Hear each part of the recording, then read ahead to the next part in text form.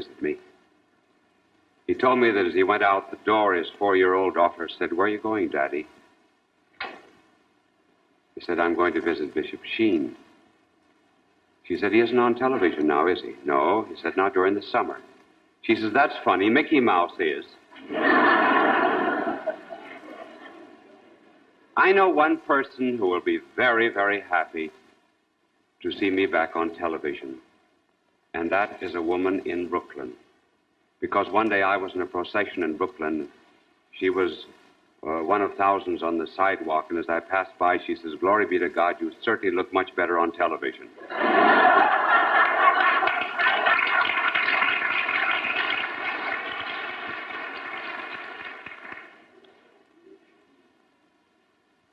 Well, during the past 5 years, we've been giving you subjects on philosophy, theology, art, science, psychology, psychiatry, social sciences, and so forth.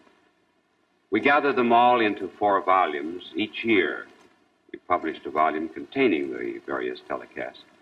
And the last volume, that is to say, of last year's, is just now out. This is the 4th series. And my angel has finished reading all 4 because he got a pre-publication copy of last year. So he now has a B.S. degree, Bachelor of Sheen. He asked me to change the format this year. So this year we thought maybe you would be much more interested in hearing narratives and biographies. There's so many fictional and imaginative tales in the world. We thought that possibly you would like to hear some real stories of people who really and truly lived. And each week we will give you a different story. And tonight's the story of a playboy who heard the call of the desert. He was a great lover. Love is like a bird. You know, sometimes the bird is in the nest. When the bird is in the nest, his wings are confined and limited by that nest. And then at other times, the bird in the wing has the infinite horizons for his view. And sometimes the heart just rests in the nest of another creature, and at other times it's dissatisfied. And it seeks some great infinite love. And that's the story of the great lover of tonight, whose name perhaps you would like to know, first of all. He was a nobleman. He was born in the year 1858. His name, Charles de Foucault. 1858 was a very interesting year in the world. That was the year, just about that time, that Darwin published his Origin of Species. Marx, his introduction to the Critique of Political Economy. Essay on Liberty was published by Mill. Apparition of Lourdes that time, too. And in a house in Strasbourg, the very house, incidentally, where for the first time was sung by its author, Roger de Lille, the Marseillaise, was born a child who was known as the Viscount Charles de Foucault. Traced his family back to the Crusades. His family fought with King St. Louis. He was a kind of a stubborn-looking little child, as is evident from some of his pictures.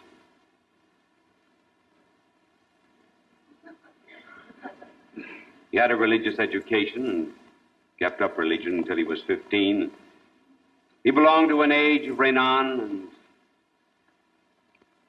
Anatole France and others, and the spirit of the century possessed him. He was sent to military school, the school of Saint-Cyr, and later on to Samir. He had a fortune, he had a title. He very seldom collected his military salary because he had too much money of his own. He finished about last in his class at Saint-Cyr, and when he went to the cavalry school, he finished 87th in the class of 87. Did you ever hear about the boy who brought his report card home from school and he said to his daddy as he showed it to him, and the marks were very low, he said, "Dad, would you like me to go up in the attic and get some of your old report cards that I saw up there?" Well, that was the kind of report card that Charles de Foucault always brought home from school. He hardly ever ate in the military dining room. He ate in restaurants. One time he liked the wine that was served.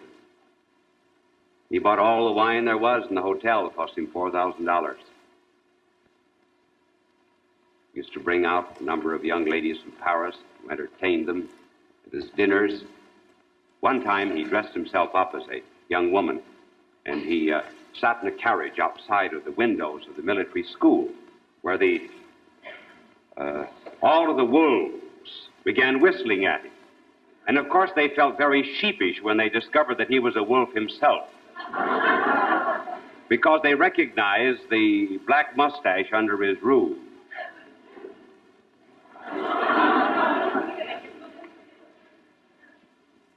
And then after he finished his military training, he was assigned briefly in France. And he gave a party one night for one of the girls that he liked best.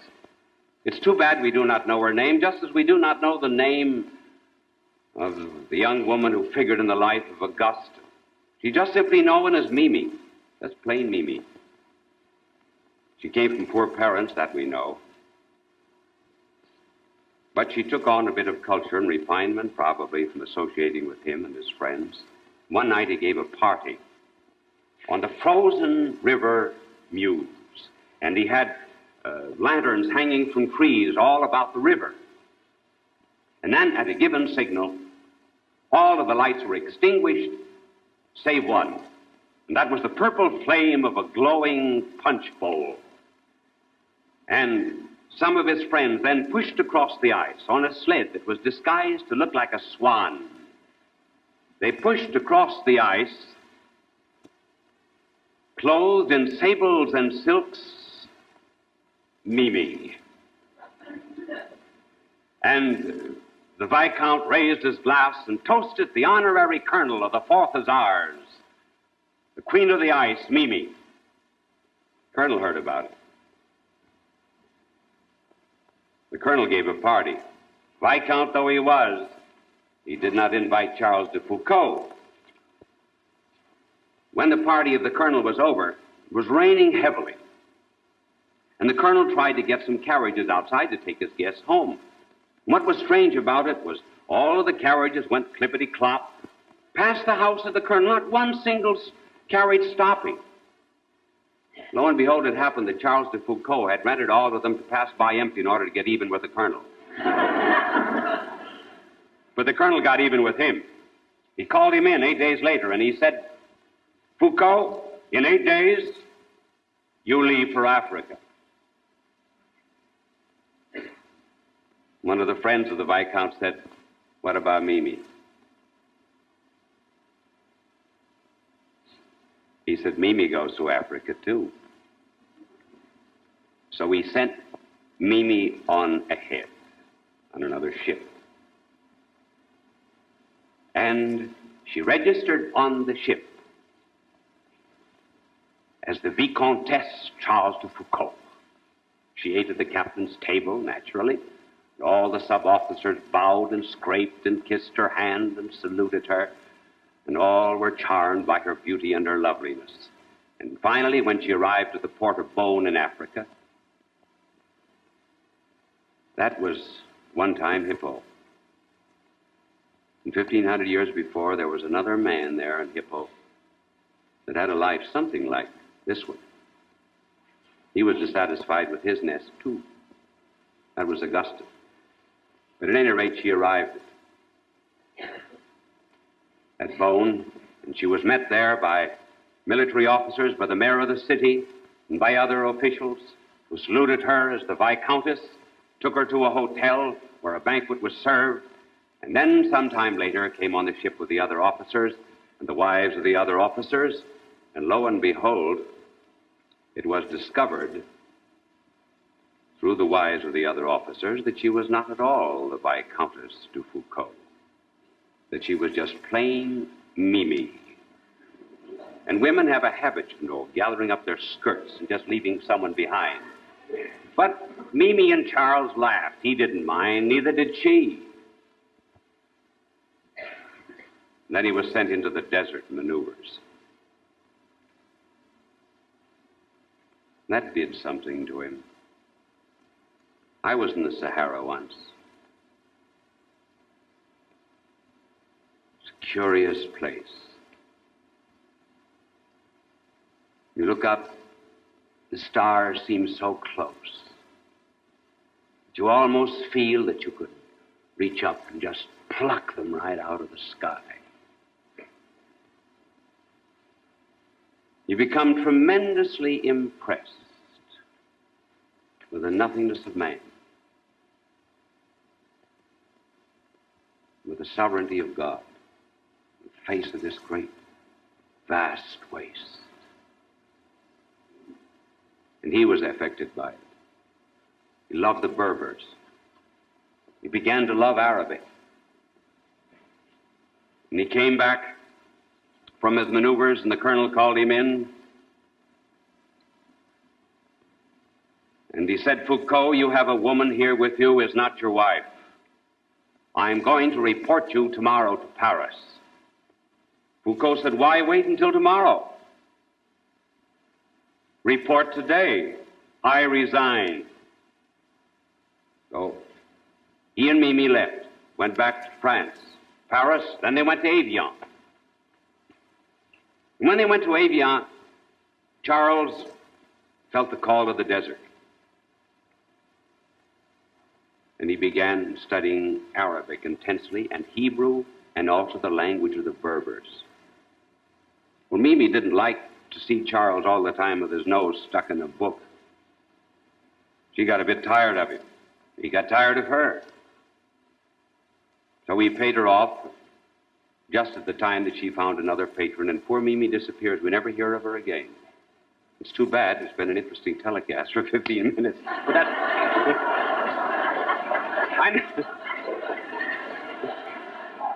I know you'd like me to go on and tell more about Mimi, but that's all I know about Mimi.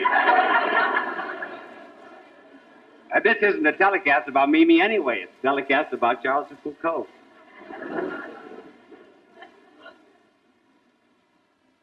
Well, his life changes. Do you know what changed his life? It wasn't Mimi. It was an Irishman. The Irish are apt to turn up anywhere. And this one was Oscar McCarthy. His first name was really Oscar. Oscar MacArthur's father came over from Ireland to fight with Napoleon. As a matter of fact, his father commanded one of the regiments at the Battle of Waterloo. And then the son of this original McCarthy wandered down to the most beautiful library in the world, in Algiers. And there, for $60 a year, he became an expert on geography. And when Charles felt the call to the desert, he came back again to Algiers, and he went in to see Oscar McCarthy. And Charles said, I would like to go into the inside of Africa, among the Berbers, and into Morocco. How can I do it? McCarthy said only 6 men of Western civilization have been in there in my lifetime. It's very dangerous. You couldn't possibly go in as an Arab, because you do not speak Arabic well enough. They would find a trace of a false accent.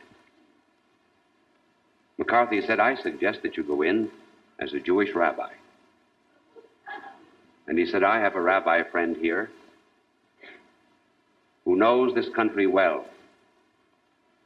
And you travel, 2 of you as rabbis. So Foucault and Rabbi Mordecai got together. Foucault made an arrangement with him that he would give him a sum of money before they started, pay all of his expenses, give him a handsome sum when he finished, and also pay his wife a pension while he was away.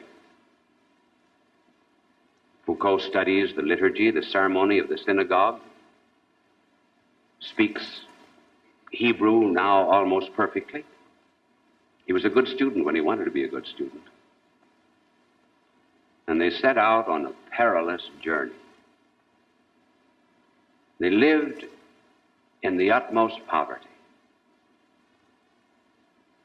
And what struck Foucault was the fact that here were these Muslims, the Arabs, had no human respect. 5 times a day at the time of the call to pray, they prayed.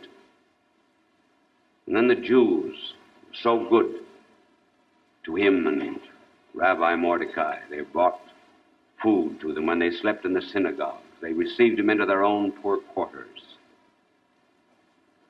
He began to love both of them in the desert more than ever. They were gone almost 1 year. And at the end of the year, they came out.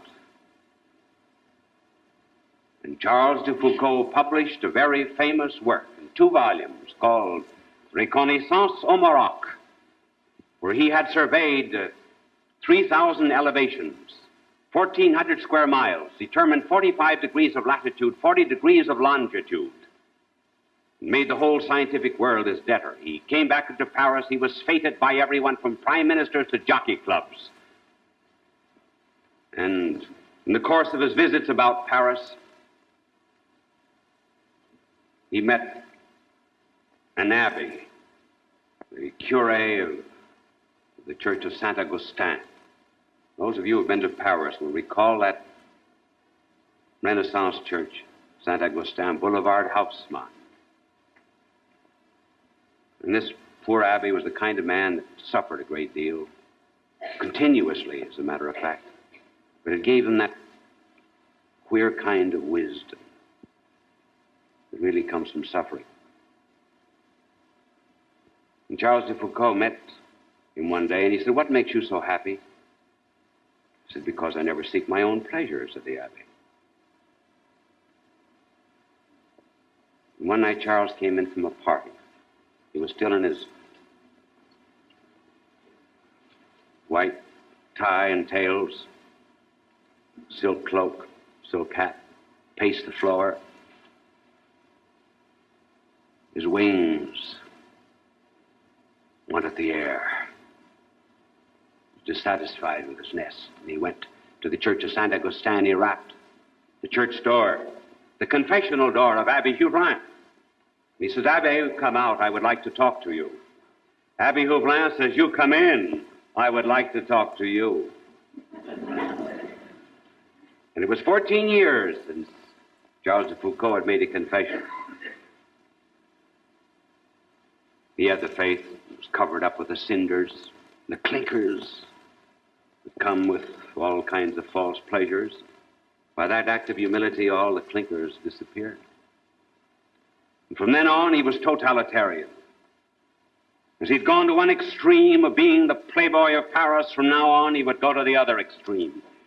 It's now the time when the world is beginning to know something about totalitarianism. Men follow communism simply because they're sick and tired of a false milk and water liberalism. They want something into which to put their teeth, something that calls for engagement, consecration, dedication. The whole self must be given and surrendered. And rather than give it to a false absolute, Charles de Foucault now decides to give himself utterly and absolutely, as a bird on the wing, to the true absolute. And he knocks at a Trappist monastery door.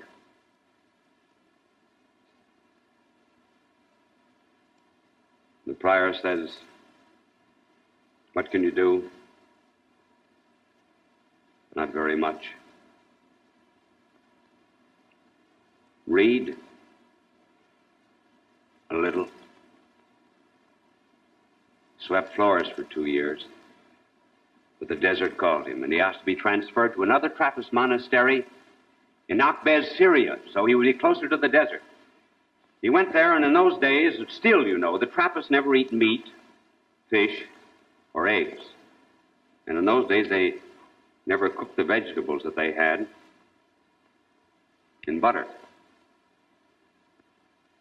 Foucault was growing discontent with the Trappist rule. It was not strict enough.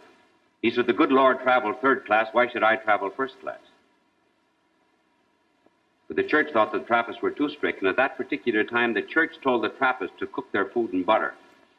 Well, when Foucault heard that, that was too much. He said, here we are on the downgrade. What's going to happen to us? Where are we going to end? Today butter, tomorrow what? Why, he says, that means so much less for the poor. And so he began writing out a rule of life that he would like to follow, in which there would be absolute poverty. And he wrote in his notebook, I must be prepared to die a martyr, to be thrown in a ditch, killed painfully, brutally, unmercifully. That I must be prepared for. Then he wandered around Nazareth and the Holy Land for a while. And finally, he went into the desert. He was ordained at 42, then went first to Ben Abez. You'll see it sometime if you look at a map. That's a cue for the cameraman, incidentally. Where's my little map? There it is. It's coming. There it is, right there. That's it. There it is. Well, he went first, you see, down to Ben Abez, and then all the way down. That was a quick journey. All the way down to Tamarasa. And here he lived in a little mud hut that he built. Had only one room. His robe was white, had a cross on the side of it, a red cross. And here this Charles de Foucault, as you see him in the robe, he used to take care of the poor, the sick, the lame, the blind. This was now the playboy, the hermit in the desert. He gave needles to the women, seeds to the men, gave clothing. He took care of those who were suffering from malaria, typhus, and other diseases of the desert. He bought and redeemed slaves that were in the hands of some of the Muslims, and then set them free. And at night, 1 hour, 2 hours of sleep, all the rest dedicated to prayer. Just that. And he did. Also, a dictionary for the people that he loved. A 700-page dictionary. And one night, he had come to the word Matamal, in the language of the desert. And he wrote the words slowly. Matamal. And then translated into French. To kill. There was the knock at the door. Who's there? Almadian, one of the men whom he had aided for years. Almadian said, I have some mail for you. And the hermit reached out his hand. Almadian grabbed it. 40 men grabbed him. And they pulled him out of his hut. And they threw him into a ditch. And they beat him, and then they put a gun to his temple. And he who said he must be prepared to die a martyr's death now died. Now died that way. Sometime later, the French soldiers found him there and found a monstrance with a host on the inside. The Lord had suffered the same lot as himself. And then he was buried there, and then taken out of the grave, and buried farther north in the desert at El Golea. As the priest was preaching the sermon, he had on exactly the same costume as Foucault. He looked down and he saw a woman who was dressed exactly like Foucault, too, and he spoke to her. Why are you dressed that way? And lo and behold, it developed that the two of them, unknown to one another, had found the rule of Charles de Foucault, and both of them had founded a community to live by absolute poverty. There are 200 men and women in the world, some in Africa, some in the Sahara, some in France, some here in America, who are living by the rule of the playboy who became a saint. Which proves that it does not take much time to make a saint. It takes only much love.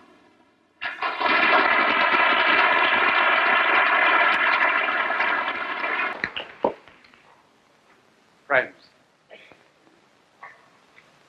next week will be the last telecast of the series. I was reminded of that just the other day. I tried to get into a telephone booth. As I was waiting, a young woman opened the door, and she said, I won't be long. I just want to hang up on him. So we're hanging up next week. And I asked the angel what he wanted to do during the hot summer months.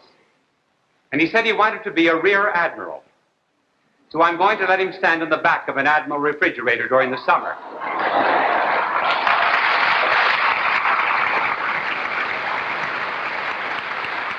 We received an interesting letter from a mother in Cincinnati who told us about her daughter, Patricia. And she was downtown, the 6-year-old daughter. And she said, "Oh, Mother, today is Bishop Sheen's birthday." Well, how do you know it's Bishop Sheen's birthday? Well, she said, "Look at all the flags with the crosses on them. They're out for him. They happen to be Red Cross flags." Well, Patricia, I have a birthday in May, but I want to tell you that the difference between a man and a woman having a birthday is that the man always takes the day off on his birthday. A woman takes a year off.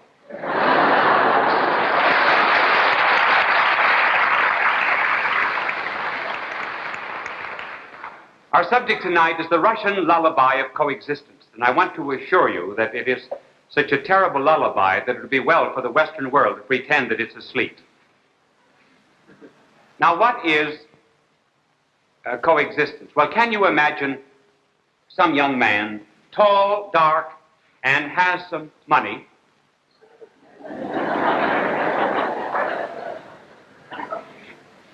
and he's courting this young lady, has a ring in his hand, he's just about to propose, and he proposes to her in these words: "Would you coexist with me until the sands of the desert grow cold?" Now, certainly she would know there was not very much love there. And there never is any love and any justice where there is mere coexistence. Coexistence is for couples who are incompatible. When the husband loses his income, the wife loses her compatibility. And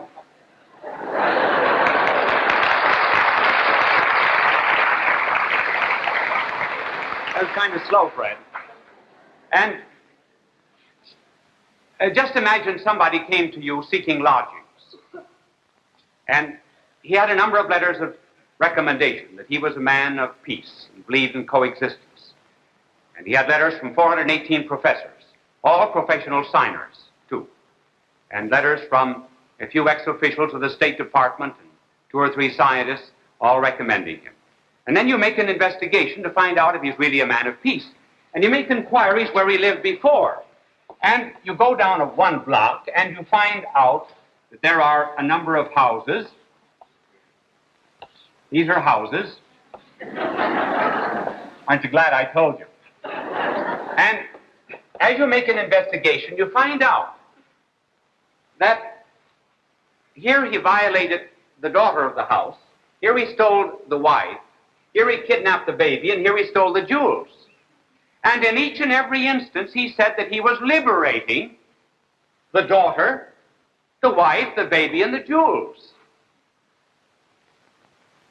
Well, you would question whether or not he was a man of peace. Now then, suppose Soviet Russia comes to us, pleads for coexistence. Well, we must not listen to the talk or letters of recommendation. We must find out how Russia lived in the past. Now, here are just some promises of coexistence, which we will look at very quickly. There are many others, but we have to pass them over. In 1926, there was a Lithuanian non-aggression pact with the Soviets. They promised peaceful coexistence. In 1940, the Soviets annexed Lithuania, called it liberation. In 1932, coexistence, non-aggression pact with Latvia. 1940, annexed Latvia.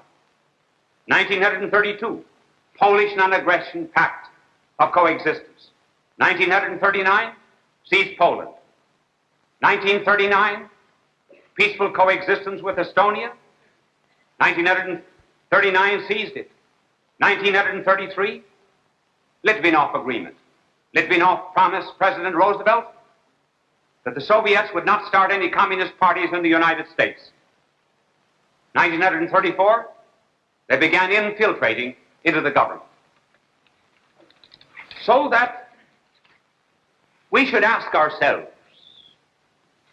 if they are really sincere. Are we as naive as the woman who thinks she looks as beautiful as other women say she looks? Have we forgotten that as people lose faith, they begin to put their trust in staffs that pierce their hand?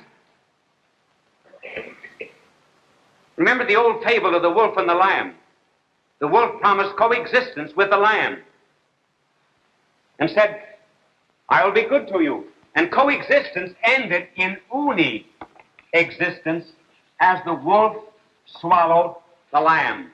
And that's the meaning of communist coexistence, uni-existence, existence only for the Soviets. I know the answer of those who say that, well, all this is past, and we must remake a new world. All this is water under the bridge. Let's not cry over spilt milk. Very well. Let's not cry over spilt milk, but let's find out who's breaking the jugs. And certainly throughout the world, the Soviets are doing that. Now that brings up the question, why do they want coexistence? And why do some in America want it? First of all, why do they want it? Here is a very interesting statement of Stalin. It was made 1927. We cannot forget the saying of Lenin to the effect that a great deal depends on whether we succeed in delaying the war with the capitalistic countries, which is inevitable. It may be delayed either, one, until the proletariat revolution ripens in Europe, two, until colonial revolutions come fully to a head, three, until the capitalistic countries fight among themselves over the division of the colonies. Therefore, the maintenance of peaceful relations with capitalistic countries is an obligatory task for us. The basis of our relations with capitalistic countries consists in admitting the coexistence of two opposed systems. In other words, coexistence until they can take over the world. Now let us see why coexistence is wanted. Not because we believe in peace rooted in justice. The foundation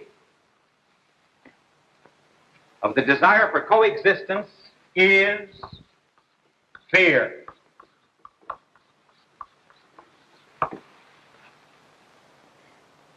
On the part of America, that fear is physical and psychological.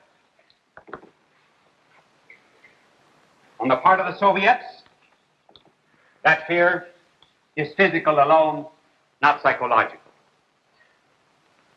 Now let us analyze that.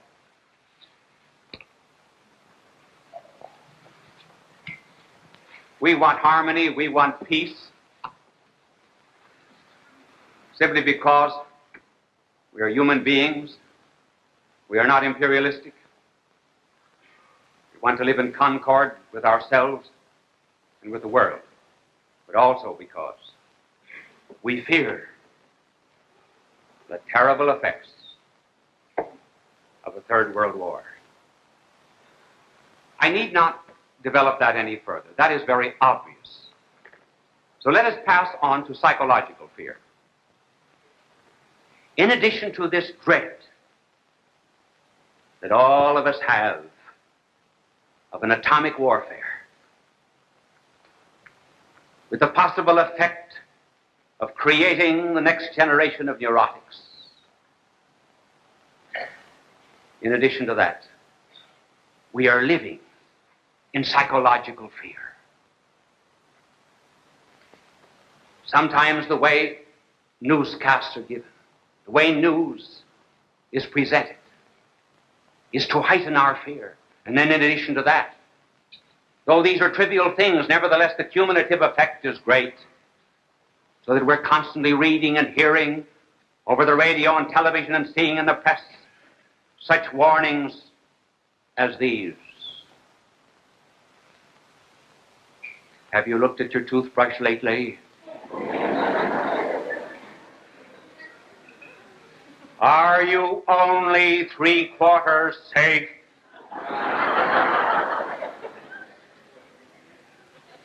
Do you not realize that you may be socially ostracized?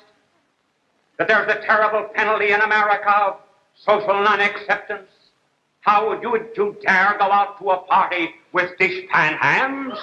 Shame, oh shame on you American women. Be fearful of this. And then in addition to that, young husbands, as you go to work, you're fearful of your job, fearful of security. You know not what your boss will say to you. Look at your shirt, that tattletale gray. Fear ye not the economic consequences of this. Are you sneezing when you use soap? Are you sure that you have washed all the germs off your body? Be sure to use something that has in it the occipital frontalis of the convolutic convolution to the metaphorical of vitriarum pelviarum. Then you're safe.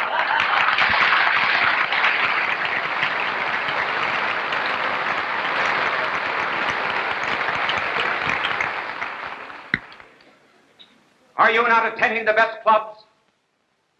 Are you not invited to the best parties? Are you just an average citizen?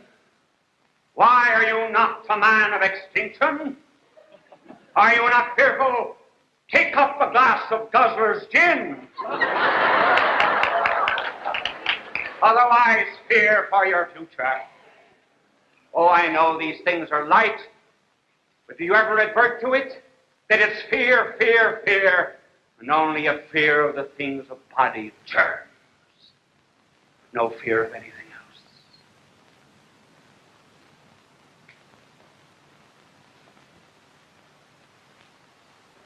The more serious point of the two, of course, is the fear of non-survival on our part. But now we come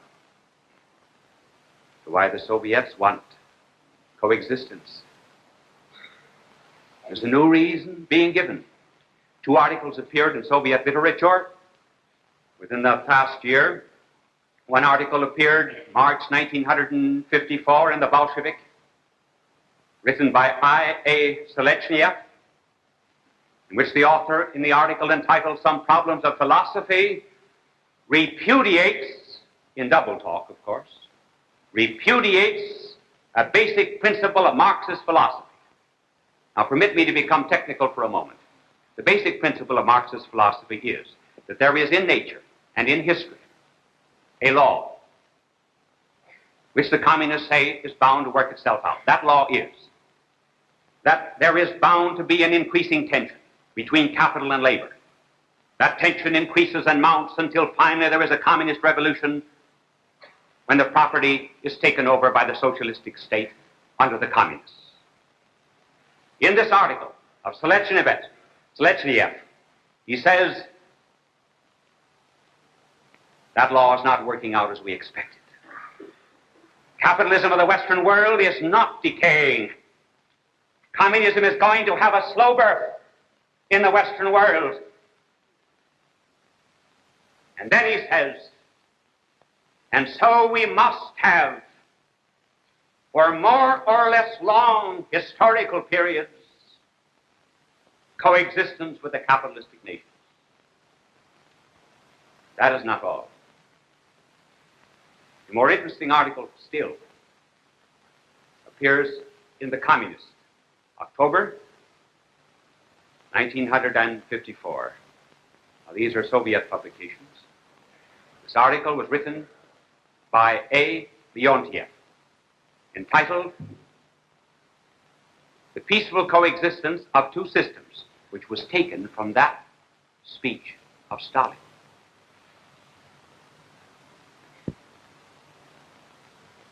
And in this article, Leontiev says, we cannot look for the decay of capitalism immediately. Then he goes back to another principle of Marx and of Hegel. And this principle, which is underneath all communist revolution, is this: the greatest progress that is ever made in history is made through the greatest acts of violence. But the greatest act of violence is the communist revolution. Therefore, it produces, say the communists, the greatest progress, namely communism. The writer continues. He says, we can no longer depend upon the operation of this law because with the atomic bomb, there is now a greater violence possible than the communist revolution. And that violence is possible through atomic energy and its explosive forces. And that atomic violence is in the hands of the enemy as well as in our own hands. Therefore, we must have coexistence. And to what end and purpose? So they can go on nibbling and nibbling away at Korea, Vietnam, China, next Burma, India, and Africa, and the rest of the world. The fear of the atomic bomb on Russia's part and on ours. Why this is peculiar. It's very much like, for example, a husband and a wife fighting, and they've not just started throwing things. She's got a Ming vase in her hand, and he's got a niblick, a fine golf club of his, and they're both afraid to throw, afraid they'll risk what they love. It's very much like, for example, Uncle Sam and nephew Khrushchev going to bed in the United Nations building. Pals, coexistence. They're afraid to go to bed. Each one is afraid to go to bed first. He can't trust the other man. So they stay up half the night, and they get so tired they retire together. And then Uncle Sam says, good night, nephew Khrushchev. And nephew Khrushchev says, good night, Uncle Sam. And then they turn over and look under their pillows to see if the guns are loaded. Why this fear is no basis for peace, unless it be ice peace. Not cold peace, it's ice peace. Ice peace because it's brittle. Ice peace because it involves cold looks on either side. And ice peace because it can quickly go to pieces. This is not the kind of peace that we want that is born of this fear. But it may be argued, as Churchill argued, that maybe the fear of the atomic bomb would bring us peace. Oh, let us not be so foolish as to think that. Churchill says when we have reached a point where destructive weapons can kill everybody else, then nobody will want to kill anybody else. That is not true. Let it be recalled that that's precisely what the world said when dynamite was invented. They said exactly the same thing when the Maxim silencer and gun came into war. There'd be no more wars. Now they're saying it about the atomic bomb. Why, the very violence of atomic energy could inspire some nations to use it in the hope of bringing the war quickly to an end. There's only one force that can ever stop it, and that is a spiritual and moral force. Is there any hope then for peace? Well, we have to begin thinking about peace in a different way. Sure, there's hope. This is the way we think of peace at the present time. We think of peace like a pyramid. And at the top of the pyramid is the United Nations and the other nations of the world. And they sign treaties of peace and coexistence. And when they pour this oil out of the pitcher of coexistence, then it finally dribbles down the side of the pyramid, down to the millions and millions of individuals. And then we have world peace. That's not the way peace is made. Peace does not come from above. Peace is more like a tree. And the roots are many. Millions and millions of roots, absorbing moisture from the earth and also the chemicals. And these millions and millions of roots are the people who have peace and righteousness in their own souls. And the branches are in communion with something invisible, namely the light of the heavens. Therefore, if there is to be true peace, there must be a fear, but a different kind of fear. The only kind of fear we have known up to the present time is what is known as a servile fear. Let it be known that there are two kinds of fear. There is the servile fear, such as a slave has for a tyrant, such as any of the citizens of the Soviet Republic have for the temporary captain-in-chief, Bulganin. And then in addition to that, there is filial fear. Filial fear is the kind of fear, for example, that a loving child has for a devoted father. The kind of fear that any of us would have who try to serve and love God. We are not afraid of his laws, not afraid of chastisement. It's just simply we obey the laws because we would not want to hurt anyone that we love. Anyone that's ever had love in his heart understands this filial fear, which is truly a kind of reverence. And if then there is to be peace, it will not be through servile fear of just atomic weapons. It will come through a filial fear in which we will begin to have reverence in this country. Reverence for the things of morality and decency and justice. All of our present fears are on the outside of us. Believe me, when a man and when a nation ceases to fear God with a filial fear, he then begins to fear his fellow man. And instead of fearing germs, instead of fearing the enemies that are without, why not begin to fear ourselves? Fear God. Are we living as we should, in accordance with the great traditions of our country? Filial fear that will restore into America the sanctity of the home and a reverence for marriages, so that when people pledge themselves to one another, they will keep it, and then nations will keep their pledges with one another. Filial fear among children, so that they will love their parents. Be brought up with respect and obedience to the fourth commandment. Filial fear among our statesmen, so that they will no longer be timid.